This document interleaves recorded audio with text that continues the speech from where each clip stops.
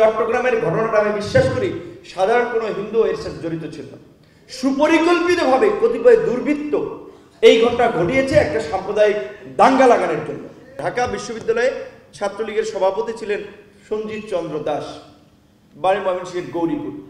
আমি ডাকসুর ভিপি 28 বছর পরে নির্বাচন হয়েছে, শিক্ষার্থীদের নির্বাচিত প্রতিনিধি।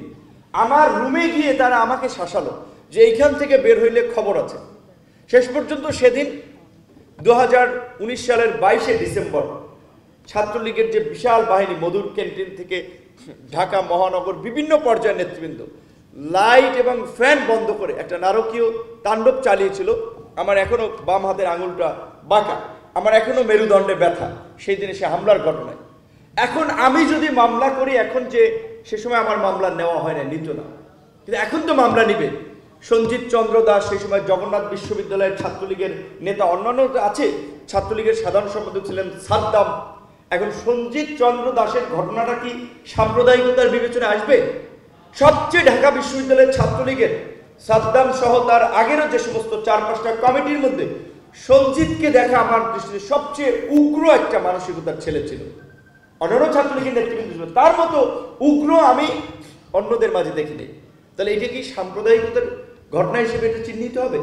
ব্যক্তিগত স্বার্থ সংশ্লিষ্ট বিষয়, ব্যবসায়িক বিষয়কে যারা সাম্প্রদায়িক ঘটনা হিসেবে রূপ দেওয়ার চেষ্টা করবেন, এগুলো নিয়ে আপনারা একটা প্রতিবাদ করবেন। এবং আমাদের এখানে হিন্দু সহ অন্যান্য ধর্মাবলম্বী ভাই বোনরাও থাকলেও অনুরোধ করবো আপনাদেরকে, দেখেন আপনাদের নাম বেইচা মাথা বেইচা তারা ইন্ডিয়ান এম্বাসির হাই কমিশনার দাওয়াত খায়, ওইবার থেকে কিছু ডলার পায়। প্রত্যেক বছর তাদেরকে দাওয়াত করে নিয়ে যায়, বিভিন্ন প্রোগ্রামের নাম দিয়ে 5 স্টার 3 স্টার হোটেলে রাখে, খাওয়া দাওয়া করায়, আসার সময় লাখ 5 টাকা দিয়ে দেয়, 2 লাখ টাকা দিয়ে দেয়।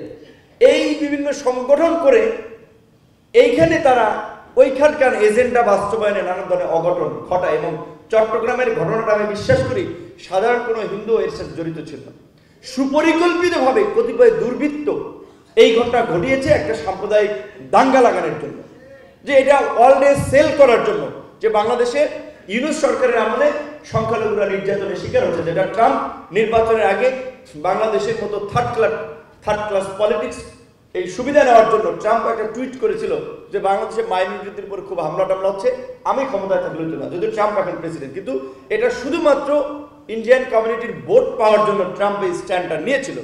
কিন্তু আমরা নিজেদের দেশের স্বার্থে এই বিষয়টাতে আমাদের একটু সতর্ক এবং সচেতন থাকা দরকার, যে এখানে কেউ যেন আমাদেরকে ব্যবহার করতে না পারে, কেউ যেন উস্কানি দিয়ে একটা সংঘাতময় পরিস্থিতি সৃষ্টি না করতে পারে।